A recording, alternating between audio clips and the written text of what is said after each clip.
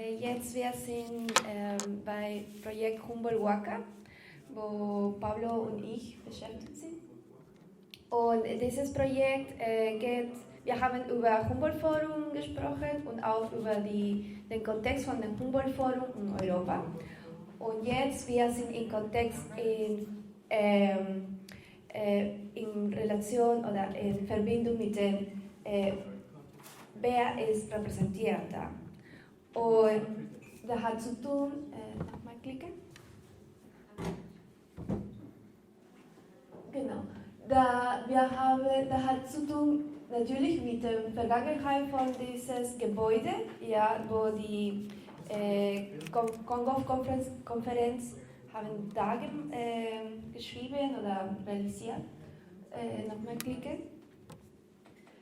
Und ein großer Teil ist in Verbindung über die Objekte, ja, oder wir kämpfen mit diesem Wort, wir wollten nicht als Objekte nennen, sondern als Subjekte, also weil viele Subjekte sind gezeigt als ethnologische Sammlungen, ja, und alles sind gezeigt als außereuropäische Objekte, ethnologische Sammlungen. Also das ist so viele Begriffe über die außereuropäische Kultur. Und wir sind beschäftigt eigentlich von einer ganz genauen Sammlung, die Modul 21, wo viele Sachen von Südamerika gezeigt werden. Und viele Subjekte von da kommen aus Peru, ja, und drei Subjekte sind aus Ecuador und aus Bolivien. Und wir haben über die Vögel, also in Peru zum Beispiel, ist genannt als Huaca, ja, das ist wie als ein Bär von den Vögeln, also etwas zum Mitnehmen in diese genaue Zeit, was zum Beispiel auch die viele Wissenschaftler oder viele Leute das wollte eigentlich, keine Ahnung, Gold oder etwas Besonderes von der inkaischen Kultur oder eine andere Kultur zu nehmen und dann hier nach Europa bringen. Diese Verb, diese Aktion von Vögeln heißt Huaquear und das kommt von einem Wort auf Quechua, Huaca, und eigentlich Huaca hat zu tun mit einem heiligen Ort. Eine heilige Ort, das ist nur ein Gebäude, sondern auch hat eine ganz andere Bedeutung, weil zum Beispiel kann ein Ort sein, kann zum Beispiel eine Vorfahrt sein, zum Beispiel unsere Großeltern können auch ein Huaca sein, ja, oder kann auch ein See ein Huaca sein oder ein Berg ein Huaca sein, hat nicht eine ganz pünktliche Bedeutung, aber eigentlich hat eine heilige Bedeutung. Okay? Und diese Wort hat in der Zeit geändert. Ja? Das war früher als Heiliger und danach ist nur als Gebäude gezeigt und danach kommt dieser Verb von Huaquear und das ist eine Aktion in Verbindung mit der kolonialen Zeit und auch die kolonialen Macht, dieses etwas zu nehmen und dann zu verkaufen oder dann zu den anderen Ländern zu zeigen. Und hier dahinter gibt es zwei Bilder. Einer ist von einem Huaquero, jemanden, das macht dieses Moment, zum Beispiel macht ein Loch und dann versucht Objekte zu kriegen. Und hier ist ein indigener Mann, ja, da ist da unten und er macht diese Aktion und hier ist der Chef. Und wer ist der Chef? Ja, eine Wissenschaftler, jemanden, das hat so viele Interessen mit den Objekten zu verkaufen oder die Objekte einfach zu halten oder keine Ahnung. Es gibt auch so viele Motive. Aber dieses Bilder gehört auch in diese Zeit und wir sind eigentlich über dieses Projekt, wir wollten da in eine tiefe Konzepte oder in eine tiefe Zeit zu gehen, weil das geht auch über den Eindruck von die Kulturen, ja, die außereuropäische Kulturen, ja, da unten von den europäischen Kulturen da. Also es bedeutet zum Beispiel, wenn so viele Sachen unter Druck sind oder nicht gesagt sind oder mitgenommen sind oder nicht in die richtige Ort sind, zum Beispiel woher kommt, was die Leute machen mit diesen Objekten oder mit den Subjekten oder die Verbindung macht mit dieser Sache, ändert sich auch. Und auch gibt es auch eine andere große Sache, und das ist die Religion. Die Religion hat auch so viele Sachen geändert, und weil das ist auch eine Strategie von der Politik, eine Politikmeinung. So, nächste. Und hier gibt es einen Fehler, diese müssen wir wegmachen. Ja, aber mach keine Sorge. In dem Museum Dahlem gibt es 56.199 Objekte und auch sind dabei über 13 Mumien, eigentlich Menschen, ja, sind auch dabei. Und ja, das ist eigentlich eine so riesige Nummer, aber das ist nur von den peruanischen Sammlungen, also was heute Peru ist. Aber gibt es noch mehr? Die zweite Position ist für Mexiko, das ist ungefähr 40.000 Objekte und so weiter und so weiter und so weiter. Ja, und das alles sind im Keller von dem Dahlem, sind nicht im Museum, haben uns gesagt, es würde nur 1% oder 2% von den großen Sammlungen zu dem Publikum gezeigt, aber naja, und jetzt kommt die Humboldt-Forum und es würde diese 1 oder 2% von dem Dahlem zu bezeichnen. Aber ja, das Problematische ist, wer weiß das und wie viele Praktiken, Kulturen haben sich geändert oder haben sich, keine Ahnung, es existiert eigentlich nicht mehr. Ja? Deswegen dieses Objekte sind nicht eigentlich wie eine Industrieobjekte. Zum Beispiel das fehlt und ist egal, aber für diese Sammlungen, was hier gibt, eigentlich hat eine große Bedeutung für viele Kulturen. Ja, zum Beispiel, dann wir können mehr über genaue Objekte sprechen, aber können wir weitergehen? Ja, und eine ganz wichtige Sache von unserem Objektiv ist über die Überreste, eigentlich Menschen, in eine Ausstellung zu erstellen. Das ist ein Malki, die genaue Wort von den Vorfallen. Eine Malki aus Chuquitanta, aus Lima. Ja, das ist die älteste Kultur in Lima, ja, Chuquitanta. Und gibt es genau diese Huaca, diese Ort. Ja. Und jetzt, heutzutage, wir haben Recherche und wir haben auch die Communities gefragt, gibt es keine Vorfälle in Peru von Chuquitanta? Und was jetzt wir wissen, eine von den Vorfahren von Chuquitanta sind hier in Berlin. Also das ist echt traurig, ja. Aber auch teilweise, zum Beispiel, es gibt viele Entscheidungen vom Museum überall. Das haben sich entschieden, wir wollten nicht mehr Menschenüberreste im Museum zeigen. Aber Humboldt-Forum haben schon geplant, für dieses Modul diese Vorfahren zu zeigen. Dann die nächste. Genau, und das ist, wie würde diese Modul 21 realisiert. Und ja, können wir so mehr Tiefe über dieses Thema gehen, aber zum Beispiel wer sind beschäftigt bei diesen Sammlungen? Eigentlich gibt es keine Portion oder die Leute, die dabei oder beschäftigt sind. Niemand kommt aus zum Beispiel aus Lateinamerika, minimal, oder aus einer anderen Perspektive. Und die Expertinnen oder Experten sind hier aus Europa. Und das ist auch eine sehr kontroversielles Thema, weil die Perspektive ändert sich. Das ist zum Beispiel, was Adriana gesagt hat.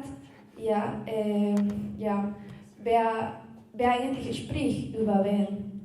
Und ein Thema auch hier ist über die Offenheit von den Menschen.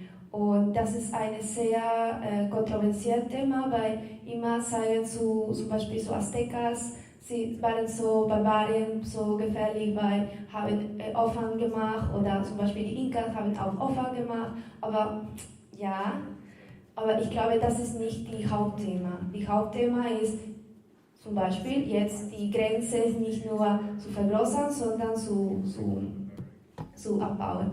Dann kommt die nächste. Und jetzt, das ist unser Projekt. Das ist ein Projekt, das haben wir durch ein Seminar angefangen in der UDK. Und gibt es, wenn jemand Lust hat, es gibt eine Website mit Dekolonisation 21 und gibt es mehr Informationen dabei und auch mehr Projekte. So, nächste. The conquest displays the indigenous culture and indigenous culture to the subordinate pole of the new social formation in the way the Hispanic and the European, the Hispanic and the European acquire a dominant character. The Vice King ubicated us in a colonial situation, and made us define a social structure and political structure that submitted the conquest world and integrated it in the periphery of the metropolis in Europe. From then, the opposition between the indigenous and the foreign, between the Andean and the Hispanic, between the native and the European, opened a big crack in the national consciousness. This is from José Matos Mar. Danke, Paulo. Dieses Zitat kommt von José Matos Mar, ein Mann aus Peru, und er ist auch Anthropologe. Er hat auch einen indigenen Hintergrund, aber er ist auch von der Akademie. Ja, und das ist sehr besonders für uns, weil er hat zu tun mit was passiert heutzutage. Das war von den 80er Jahren. Ja, und er hat auch so viele Sachen über die Migrantengruppe von den Anden, sind bei Lima gekommen, und dann, obwohl in Lima sind, die viele Traditionen, die Leute machen wieder oder hält das die Traditionen und hat mit zu tun mit den indigenen Praktiken. Und das ist unsere Perspektive eigentlich. Weil zum Beispiel, was passiert, wenn wir hier sprechen über Humboldt-Forum, wir sprechen über die Malkis, Mumien, über die Objekte, aber wer hat zu tun mit dieser Geschichte? Also von wer sprechen wir die ganze Zeit? Ja, und hier in Berlin gibt es so viele Leute, die so beschäftigt sind mit den Kulturen, mit den Traditionskulturen, aber nicht von dieser ganz akademische Ebene, sondern von den Lebenskulturen. Ja, und die nächste. Ja, und dann, das ist das Konzept von Humboldt, Huaca. Huaca eigentlich jetzt für uns zum Beispiel bedeutet, was die Leute bringt, was die Leute zusammen macht, was die Leute, gibt es diesen Begriff von Appropriation, ja? Was können wir jetzt heutzutage über dieses Thema über diese Situation machen und die unsere eigene Geschichte verändern. Dann nächste. Und ich habe vergessen, gibt es auch einen anderen Begriff über Pachacuti? Ja, Pachacuti ist eine Quechua-Begriff. Es bedeutet ein Drehen, also die zum Beispiel dass die ganze Welt, das ganze Universum bewegt sich und wenn ein Pachacute gibt, kommt eine Trennung, wir können sagen, wie eine Revolution, aber von der ganzen, diese Zeit. So. Und gibt es zum Beispiel bei der Kolonialzeit, die Indigenen haben als Pachacuti natürlich eine ganz besondere Pachacuti gesagt, wie die Zeit war, haben sie gedreht, ja, und alles ist chaotisch, ja, aber ist auch ein Teil von die Geschichte. Aber jetzt so viele Aktivisten, so viele indigene Gruppen sagen, ja, jetzt ist die Zeit, wo wir diese Trennung nochmal wieder machen und die Sache ein bisschen Ordnung zu lassen oder versuchen Ordnung zu machen. Und das ist ein Konzept auch von der Humboldt-Huaca und da die Trennung. Wir lassen die Figur von den Humboldt, sondern wir gehen zu den Huaca, mit die Leute. Eigentlich, das muss das Ziel von dem Museum, von jeder Institution sein. Und hier gibt es unser Ziel ist, die Meinung von den Leuten ja, zu visualisieren und zu sein. Gibt es viele Leute, die sind so beschäftigt, die haben so viel, eine große Weltanschauung, hat so viel Themen über diese Sammlungen, über ihre eigene Kultur zu sprechen. Ja, nicht nur über diese sehr akademische Struktur, ja, aber die Leute, wir glauben, haben Recht, zu selbst zu zeigen. Also, zum Beispiel hier ist Feles Minagrandier, sie ist hier in Berlin 30 Jahre, ja, und sie hat eine ganz besondere Figur. Viele Leute von der peruanischen Community sagen als die Mutter von der peruanischen Community, weil sie ist immer dabei, hilft zu alle und zum Beispiel, wenn sie kommt von Nordperu, wo so viele Sachen von die in den Teilen sind, sie bezeichnet sich als Moche. So, sie sagt, ich bin Peruaner, aber ich bin Moche. Ja, meine Vorfahren kommen aus den Anden und auch aus der Küste. Ich habe mit den Huacas von dem Moche auch gewachsen und ich habe einen so großen Kontakt mit das Meer. Ich weiß, also, und dann sie kommt in ein großes Thema, ja, und ja, sie hat eine ganz genaue Identität und das für uns so überraschend, weil sie auch in die Medizin, traditionelle Medizin, sie hat so viele Erfahrungen und sie weiß so viele Geschichten, Mythos und so weiter. Also sie ist eigentlich wie ein lebendiges Buch, ja, aber wir wollten nicht, also auch nicht als exotisch sagen, sondern ja, das gibt. Ja, und dieser Mensch, das muss nicht als passiv sein, sondern auch, was fordert sie auch. Ja, und dann, zum Beispiel, sie hat uns gesagt, zum Beispiel diese Objekte für sie ist sehr besonders, weil zum Beispiel sie sagt als Guerillero. Ja, sie hat eigentlich nicht ein Guerillero nicht als Schlechte genannt, sondern als etwas, das empowert, ja, sich. Zum Beispiel ein Guerrero hat für sie eine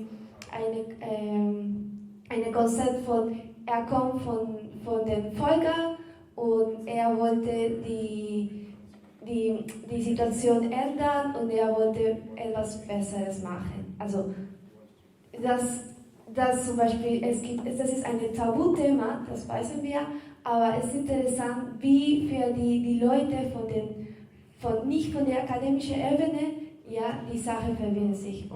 Und auch durch diese Objekte. Eigentlich, das werden wir sagen, dass es sind keine Objekte, sondern dass es sind Subjekte. Die Leute sprechen mit diesen Sachen und haben etwas zu tun. Und dann nächste.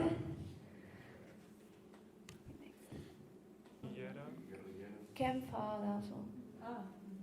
Aber Guerillero kommt eigentlich von, ganz genau hat zu tun mit den Guerilleros von Kolumbien.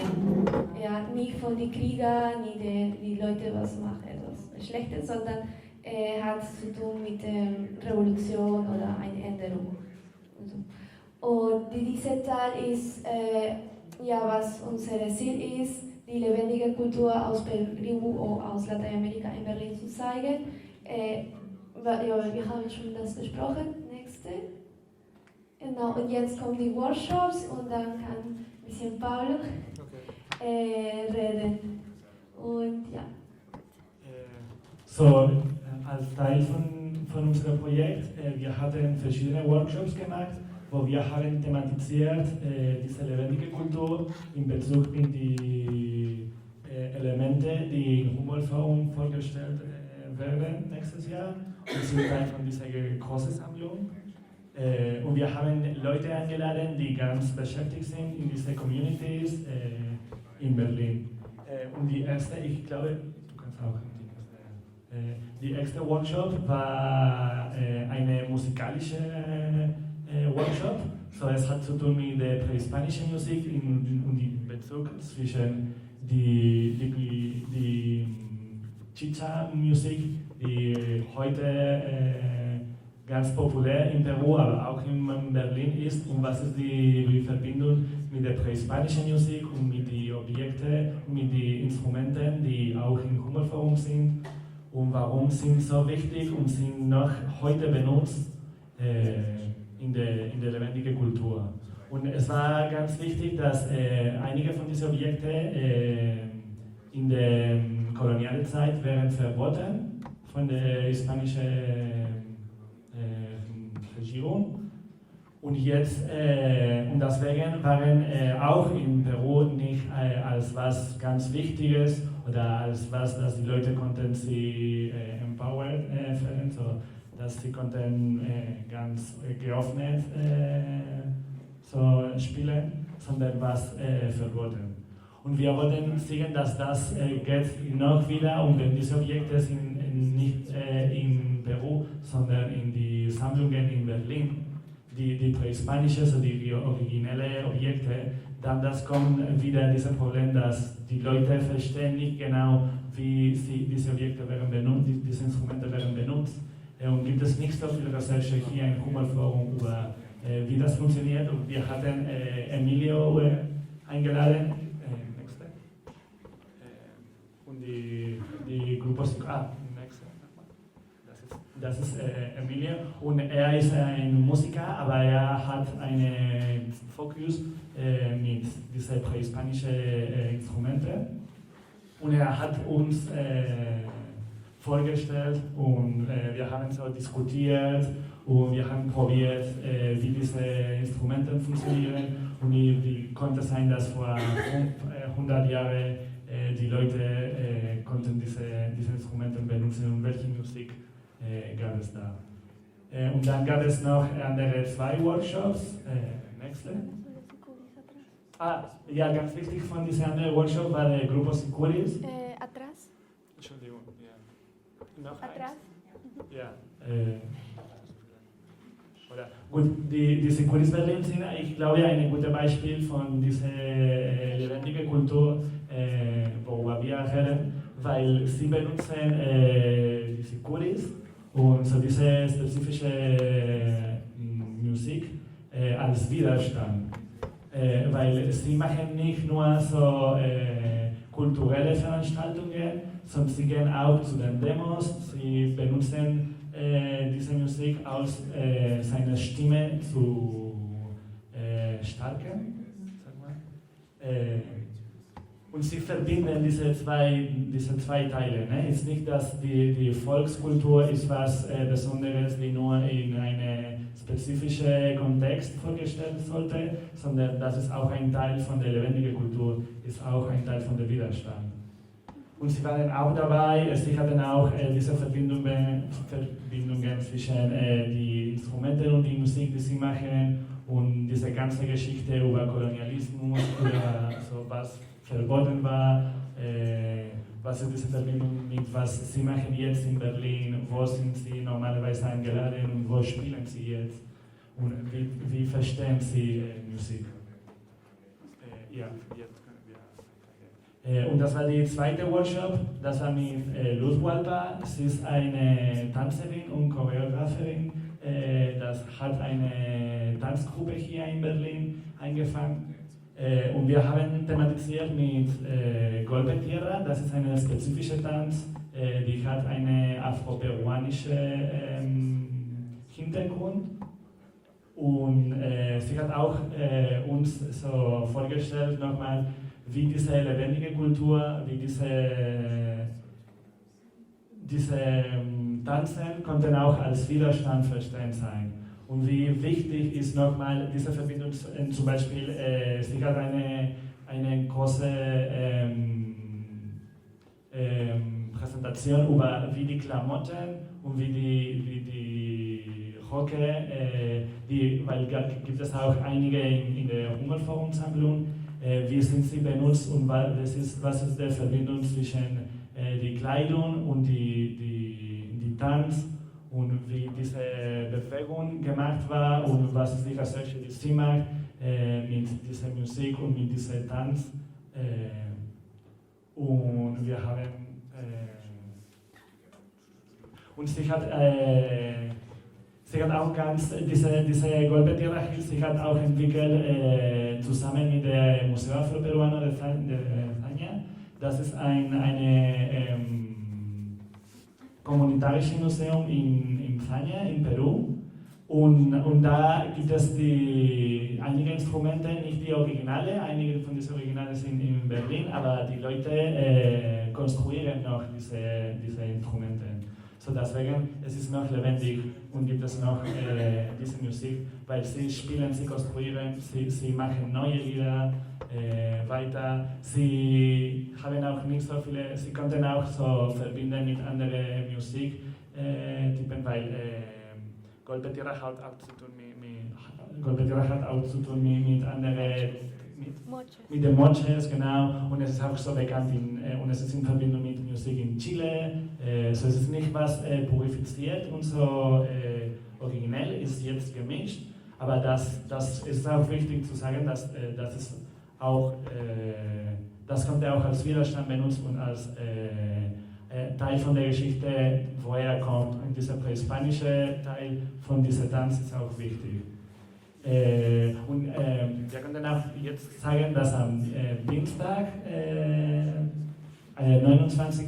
so nächster Dienstag, kommt eine Person von der Afroperuanischen Museum von Zaña zum Huaca und er wird eine kleine Präsentation machen über die ganzen Projekte, die sie da machen. Und er will ein bisschen reden über Golpe Tierra, aber auch von all diesen anderen Projekten. Und das war auch wichtig für uns, weil jetzt sie hat diese Verbindung mit uns gemacht, mit dieser anderen Art von Museum, die gar nichts zu tun hat mit Humboldt-Forum, aber hat für uns eine noch stärkere Bedeutung mit dieser lebendigen Kultur, mit dieser so ethnographischen Erkenntnis, aber von dieser anderen Perspektive, wie wir denken, ist mehr interessant und haben mehr zu tun mit was wir verstehen von Kultur. Ja. Und diese sind Bilder von diesem Workshop. Weiter. Die letzte Bilder. Genau. Das ist auch ein schönes Teil von diesem Workshop. Das ist die Frisur, ja, und das haben wir vor dem Tanz angefangen, weil das ist auch ein Teil von dieser dieser Reflexivmoment und auch jeder kümmert nicht selbst, sondern kümmert zu den anderen.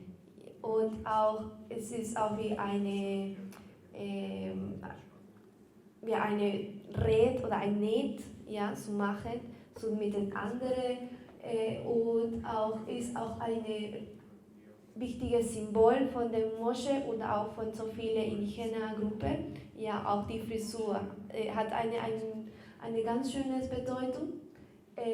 Und das war sozusagen der rituelle Moment, ja, vor dem Tanz, ja, die Augen Kontakt zu machen, diese Kümmer, diese Gefühl von der Liebe, von der Community. Und das war sehr schön, weil so hier diese Bilder ist sehr poetisch.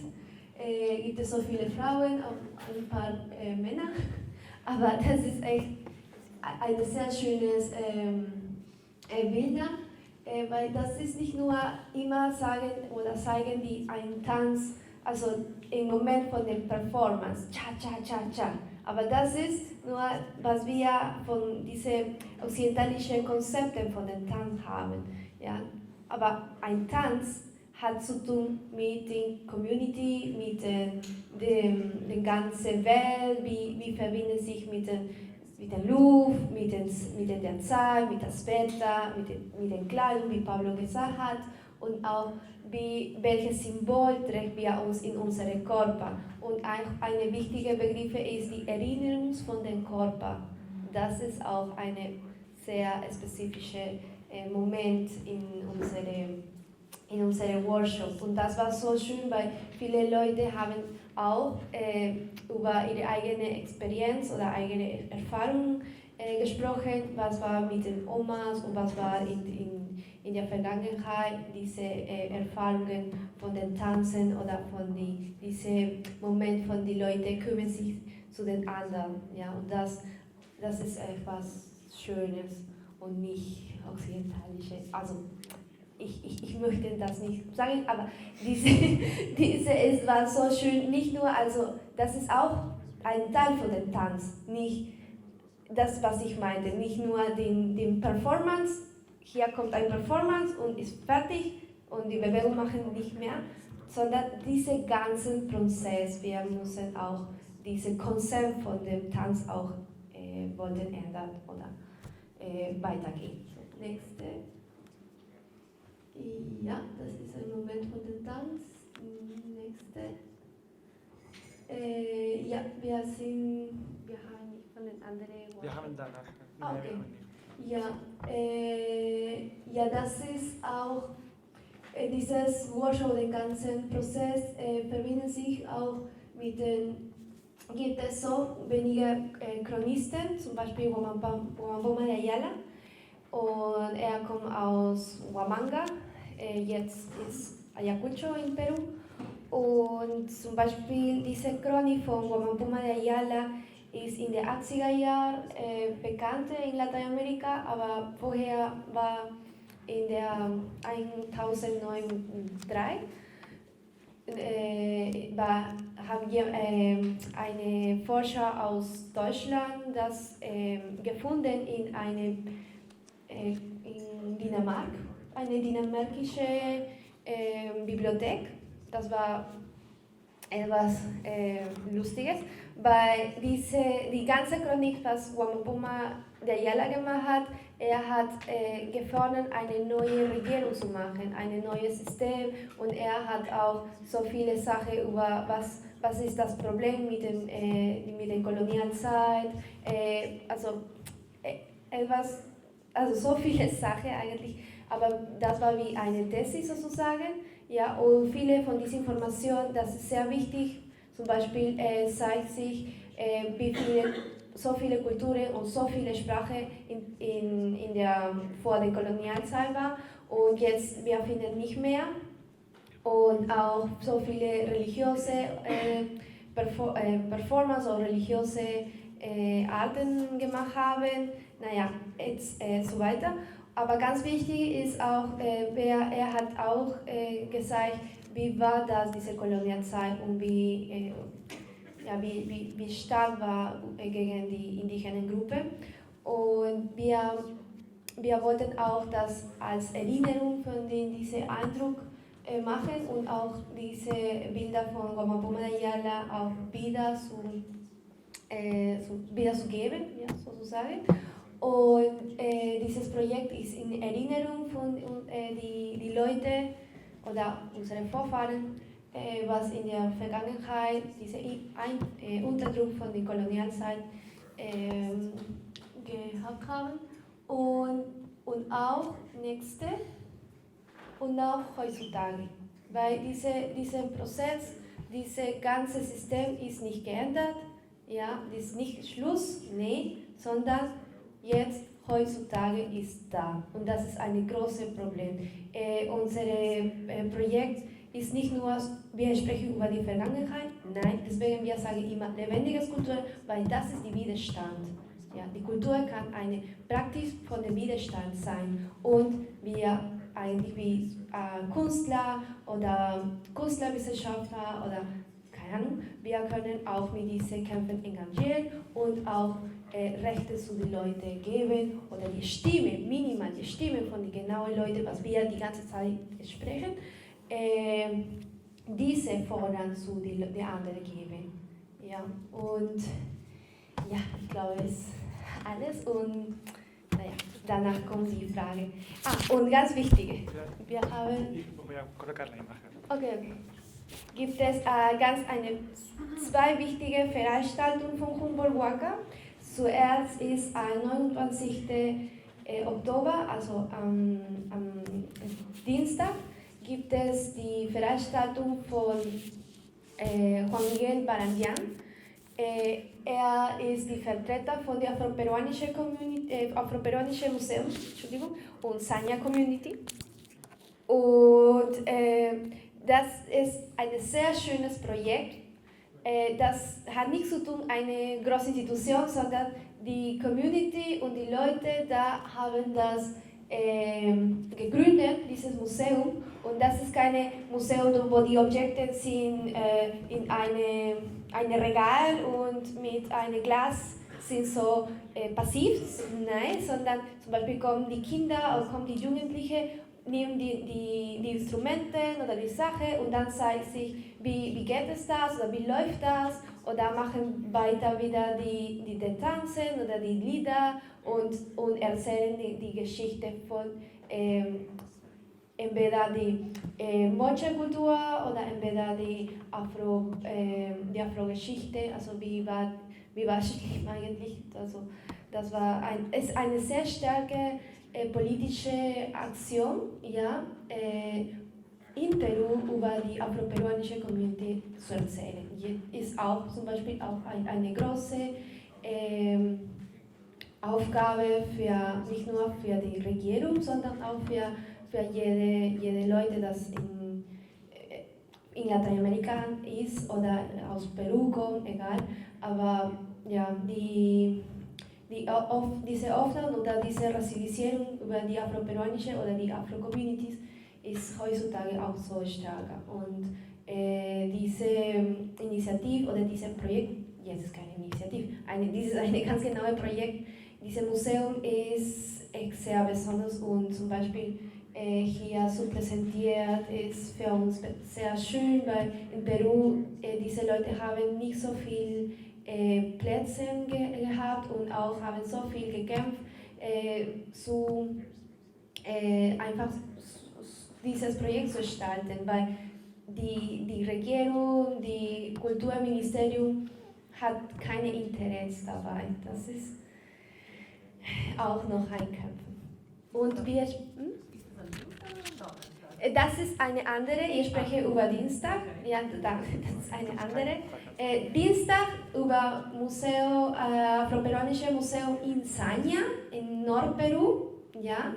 Und dann am Donnerstag, auch die gleiche Woche, wir haben eine rituale Demo. Also ist ein Teil eine Demo, eine politische Aktion und auch ein Teil eine rituale, eine Selbstreinigung, ich weiß nicht auf Deutsch ist, aber aus Spanisch ist Sanación. Das ist etwas zu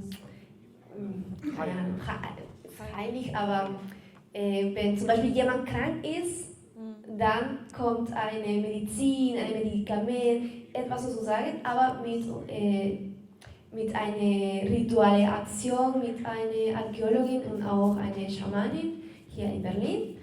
Und auch gibt es welches Performance, ja, auch mit zu tun mit dem Tanz, mit den Objekten, ja. Und dann gibt es sind auch die Diskurs dabei, ja, und jetzt ist so, wir sind hier da, wir wissen, was genau von die verschiedenen Kulturen gibt, und wir wissen genau, was über Vergangenheit war, und wir wollten die Symbole oder die Praktiken, was die Objekte hatten, wir wollten das eigentlich wieder haben, aber nicht. Ich weiß, das ist eine große Diskussion. Wir können nicht sagen, die ganzen Objekte müssen morgen in Peru da sein. Nee, aber das ist ein guter Weg, zu dieser Diskussion und dieses Problem zu lösen. Also zuerst als Symbole, ja, und danach als diese Restitution von den einfach die Kultur oder die Kultur, wir können sagen, ja, diese lebendige Kultur als Widerstand machen, aber nicht mehr als Widerstand, sondern als Rechte. Ja, ich glaube, wir haben genug von dem Widerstand, aber das ist so viel Mut für die Communities. Ja, wir wollten auch über Rechte sprechen. Und ja, das ist 31. Oktober, 6:30 Abend. Ja, ja, wir sind in Lustgarten, in der Nähe von Berliner Dom und gegen Humboldt-Gebäude. Ja, und das ist alles. Danke.